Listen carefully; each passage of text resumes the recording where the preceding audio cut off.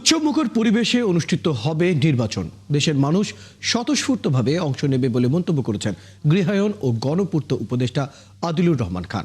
রোববার সকালে মাদারীপুর পৌরসভার পরিচ্ছন্নতা কর্মীদের জন্য নির্মাণাধীন আবাসিক ভবন পরিদর্শন শেষে তিনি একথা বলেন।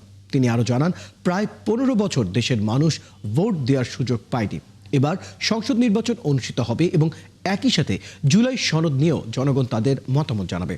নির্বাচনকে ঘিরে কেউ যেন ষড়যন্ত্র করতে না পারে সেজন্য জনগণকে এক থাকার আহ্বানও জানান উপদেষ্টা।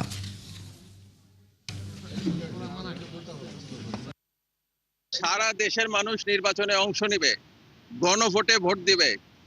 জুলাই সনদের ব্যাপারে তাদের মতামত, জুলাই সনদের প্রশ্নে তাদের মতামত জানাবে। পার্লামেন্ট নির্বাচন হবে।